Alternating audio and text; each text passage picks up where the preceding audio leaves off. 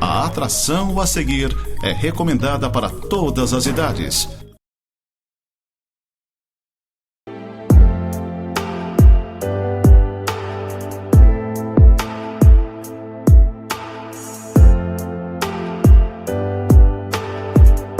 Gente amada, que a graça do nosso Senhor Jesus Cristo esteja com cada um de vocês, em meio à sua família, em meio às celebrações que nós temos vivido nesses dias agora, a partir da sexta-feira, que no calendário eclesiástico é chamado de Sexta-feira Santa, aí chegando ao sábado de Aleluia, domingo de Páscoa.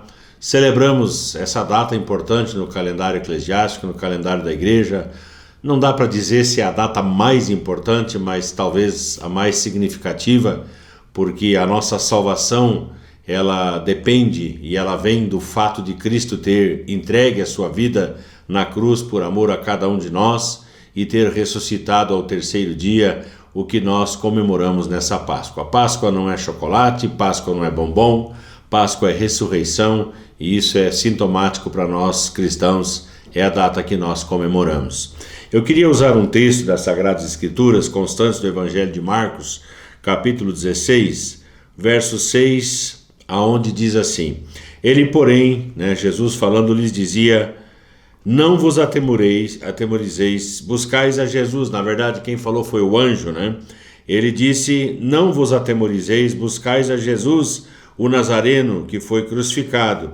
Ele ressuscitou, não está aqui, vede o lugar onde o tinham posto. Esses anjos que pronunciaram essa frase estavam ali com um grande anúncio de vitória, em meio à tristeza, em meio à frustração daqueles primeiros discípulos, Maria Madalena inclusive.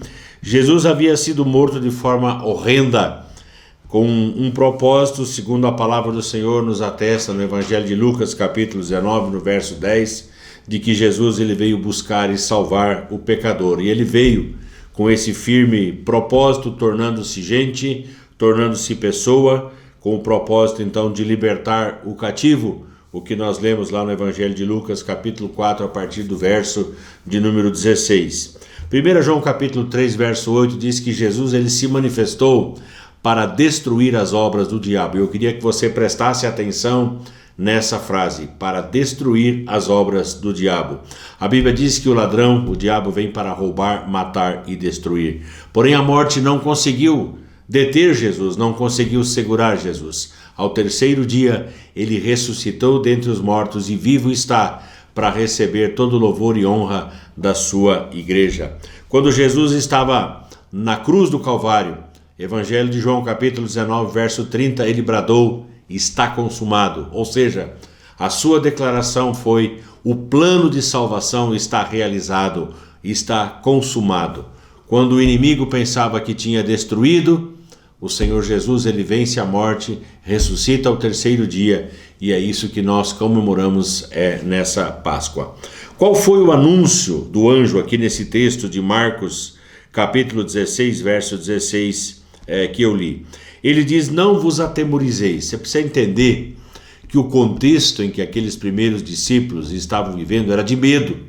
Estavam perseguindo a Jesus, mataram a Jesus, e provavelmente os do caminho receberiam a mesma sorte, como de fato, com a sequência dos anos, todos eles sofreram morte horrenda, foram perseguidos e mortos por causa da sua fé, da sua adesão ao Senhor Jesus.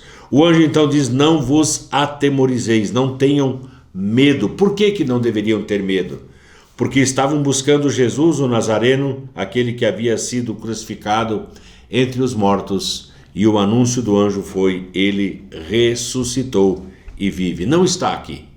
Procuravam entre os mortos, o túmulo não pôde detê-lo, Jesus estaria vivo. Vede o lugar, eles disseram. Olhem o lugar aonde haviam colocado o corpo de Jesus. Não estava mais lá, porque a morte não pôde segurá-lo. Ele está vivo.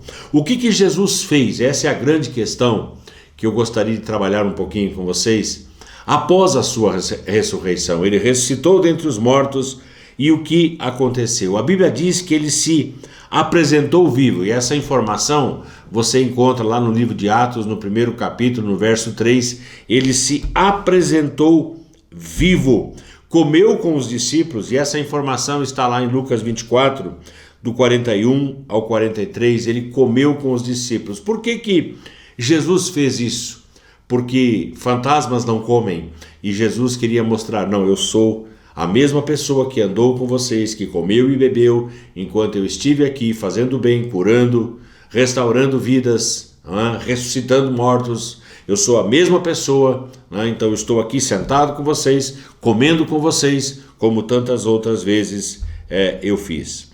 Em vários lugares, o Senhor Jesus se apresentou depois da sua ressurreição. Eu queria chamar a sua atenção para o episódio de Lucas 24, do verso 13 até o 35, quando o Senhor Jesus ressurreto está andando no caminho em direção a uma cidadezinha, uma aldeia chamada Emaús. 2 discípulos de Jesus caminhavam também, rumavam. Jesus se aproximou, começou a caminhar com eles, provavelmente tão entristecidos que estavam, nem olharam para cá nem para lá para saber quem os acompanhava, apenas a conversa. E Jesus então pergunta: o que vocês estão conversando? Sobre o que vocês estão dialogando? E eles então dizem: olha, porventura você é o único que, estando em Jerusalém, não sabe dos últimos acontecimentos? Quais? Jesus perguntou. O que fizeram a Jesus, o Nazareno, e foi andando, e foi contando, foram conversando. Chegando em Emaús, Jesus disse: eu vou adiante. Eles disseram: não, entra conosco, vamos comer pão. Então o constrangeram a entrar, e Jesus então toma o pão, e ele rasga o pão, e quando ele rasga o pão, isso me emociona. Eles o reconheceram como sendo o seu Messias, como sendo o seu Salvador, o mesmo que havia andado com eles e que agora estava ressuscitado e estava vivo, comendo com eles mais uma vez. Jesus se manifestou também, Evangelho de João capítulo 20, dos versos 19 a 23, quando os discípulos estavam trancafiados, com medo dos judeus, diz a palavra. E Jesus então ele entra naquele recinto, naquele lugar onde os discípulos estavam, e ele diz então: paz seja convosco. Tomé não estava ali. Tomé chega depois e anuncia então: não, se eu não colocar o dedo nas feridas, eu de modo nenhum crerei. Então Jesus se manifesta a Tomé mais tarde.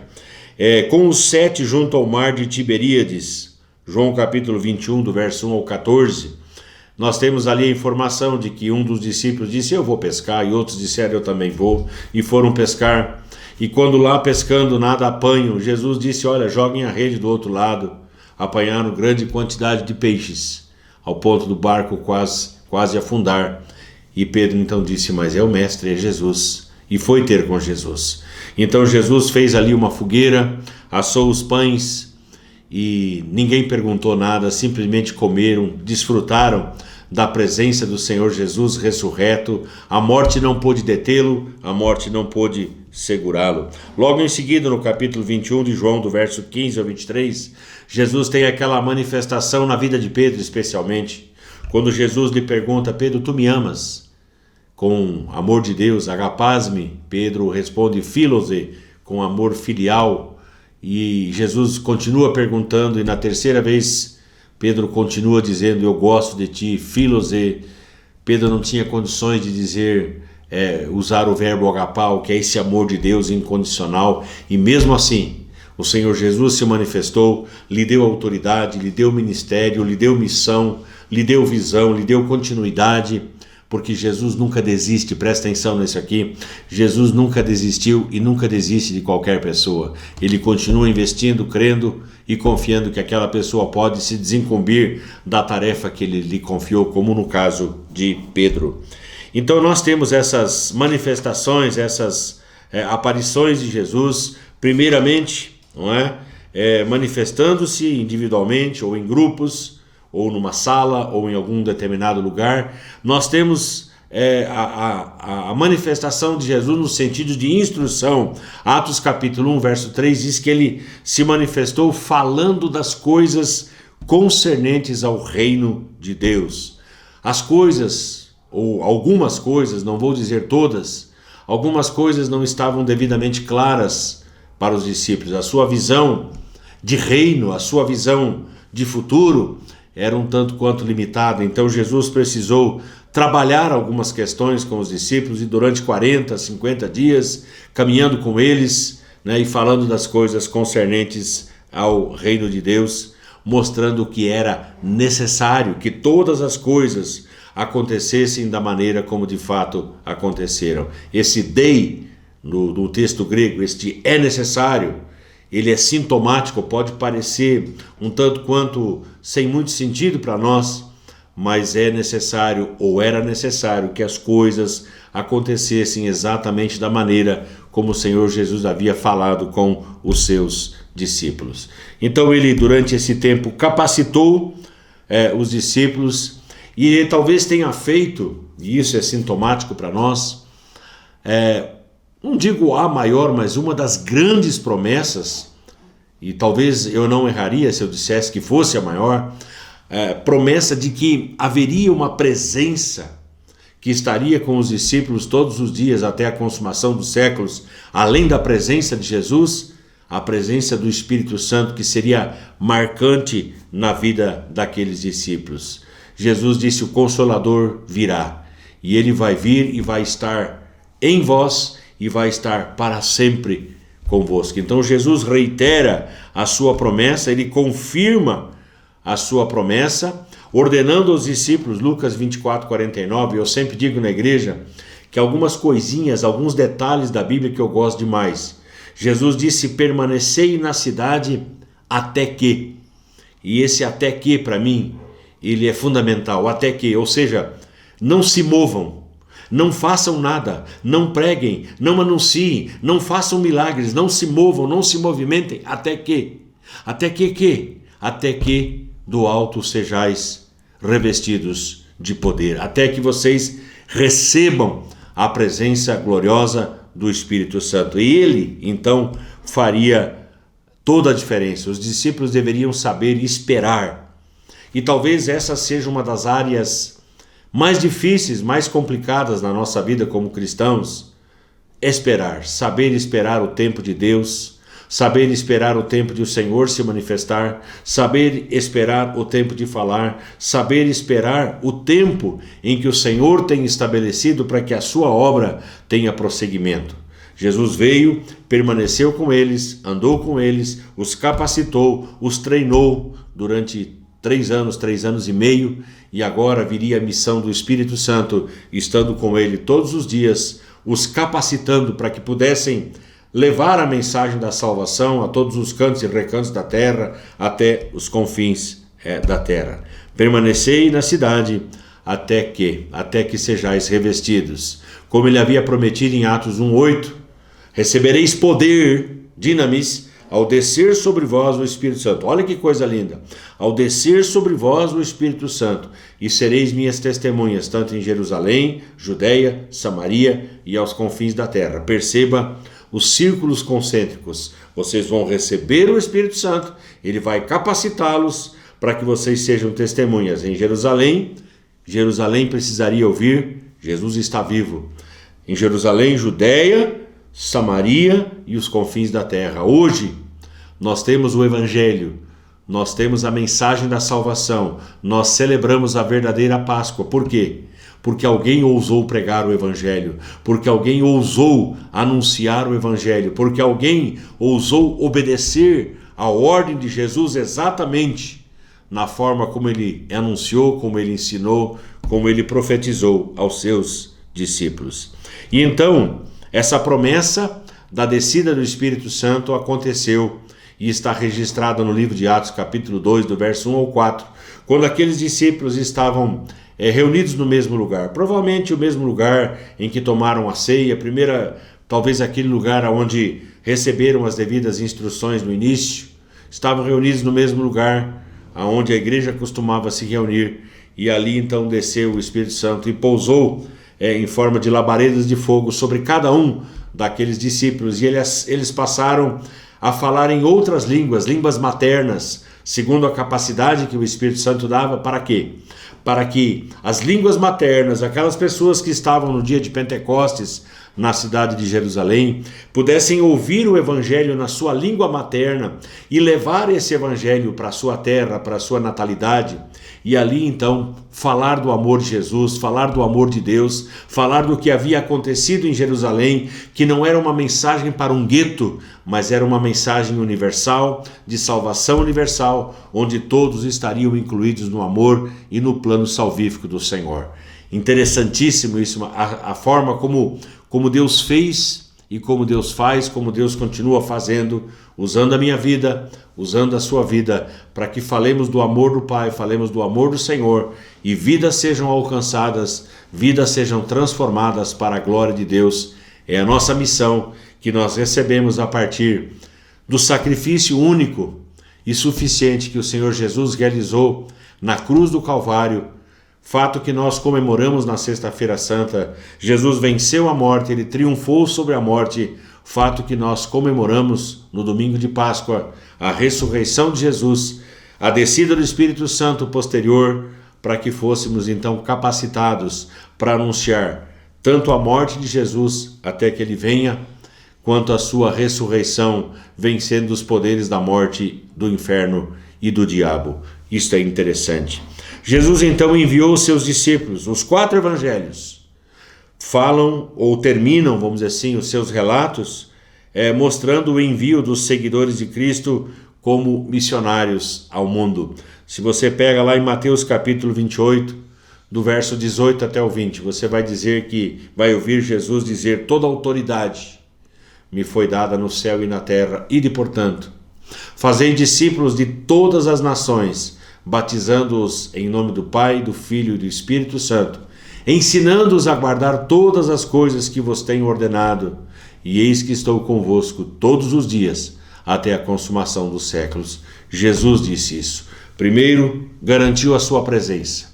Depois, os capacitou com a presença do Espírito Santo, que lhes conferiria o devido poder para que pudessem ir ao mundo e anunciar o Evangelho a toda criatura, conforme o autor sagrado do Evangelho de Marcos, no capítulo 16, do verso 15 até o 16, nos fala que nós fomos revestidos dessa autoridade mediante a descida do Espírito Santo.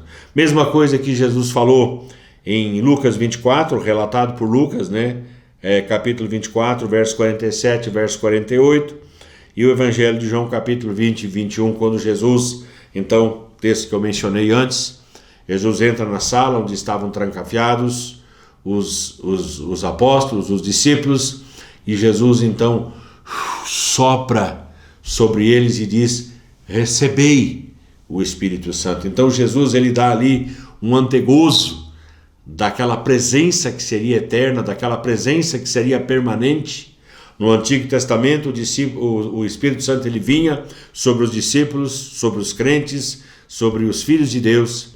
E então, temporariamente, aquelas pessoas eram usadas por Deus para se desincumbir de uma determinada tarefa, mas viria o tempo, e chegou o tempo, em que os discípulos receberiam o Espírito Santo como habitação plena e permanente, para que pudessem ser testemunhas do Senhor Jesus por todos os cantos do planeta Terra. Então, o que Jesus fez por nós? Jesus foi na cruz, ou para a cruz, obedientemente, e entregou a sua vida em sacrifício por muitos. A morte não pôde detê-lo, a morte não pôde segurá-lo. A Bíblia diz que ao 3º dia ele ressuscitou dentre os mortos e se apresentou vivo à sua igreja, aos seus discípulos, capacitando-os, comissionando-os para que se tornassem anunciantes da verdade da morte e da ressurreição. Morte salvífica, ressurreição para a glória de Deus, fato que nós também um dia vamos presenciar e experimentar. Então você e eu recebemos uma missão e nós temos uma responsabilidade. A nossa missão é a mesma que os primeiros discípulos receberam, que é pregar o Evangelho a toda criatura. Todo aquele que cresce e fosse batizado seria salvo, quem porém não cresce seria condenado. Foi esse o ensinamento de Jesus. Então, minha função é pregar o Evangelho a toda criatura, indistintamente. Eu prego, eu ensino, eu anuncio, eu proclamo, eu faço a minha parte, e eu creio que você também deve fazer a sua.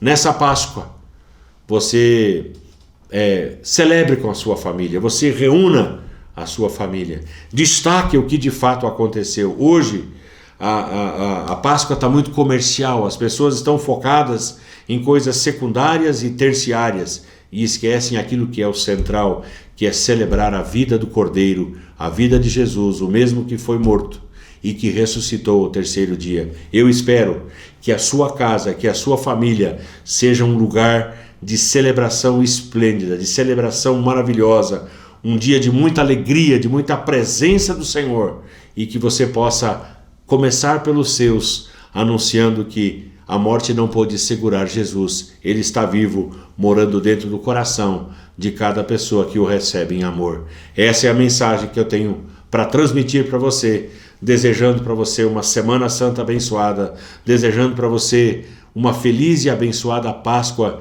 junto aos seus. Que Deus abençoe a sua casa, que Deus abençoe a sua família. Vamos orar. Paizinho querido, obrigado pela tua palavra, obrigado por essas verdades que nós temos a liberdade de anunciar, de pregar, de comunicar. Eu oro, Deus, para que o Senhor permita que essa palavra anunciada nessa programação possa encontrar eco nos corações em dias de tanto comércio, de tanto mercantilismo. Essa palavra simples, ela possa encontrar guarida nos corações e nós possamos resgatar a verdade da Sexta-feira Santa, a verdade do domingo de Páscoa, que marca a ressurreição do nosso Redentor e Cristo. É isso que nós queremos celebrar, é isso que nós queremos viver, orando sempre no nome santo e bendito de Jesus. Amém e amém. Gente amada, gente querida, feliz e abençoada Páscoa, que o Senhor abençoe a sua casa e a sua família.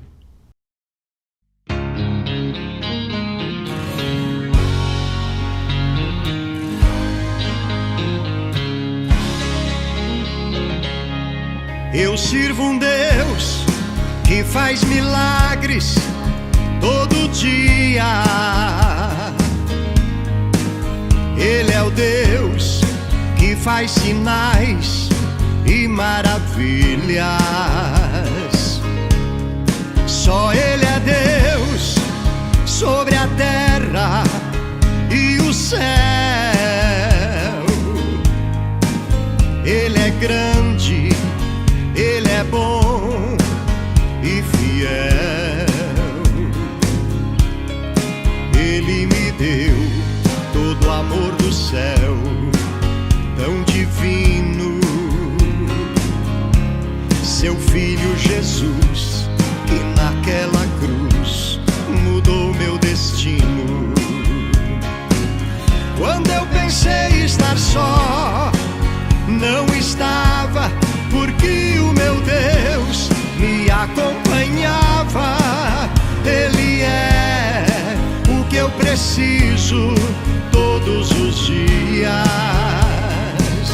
Ele é a verdade, estou seguro, pois Ele não muda, não tem variação. Esse é o Deus que eu tenho comigo no meu coração.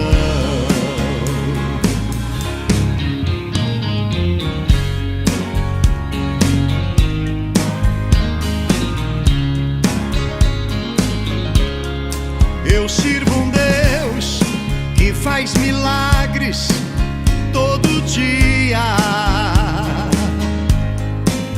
Ele é o Deus que faz sinais e maravilhas.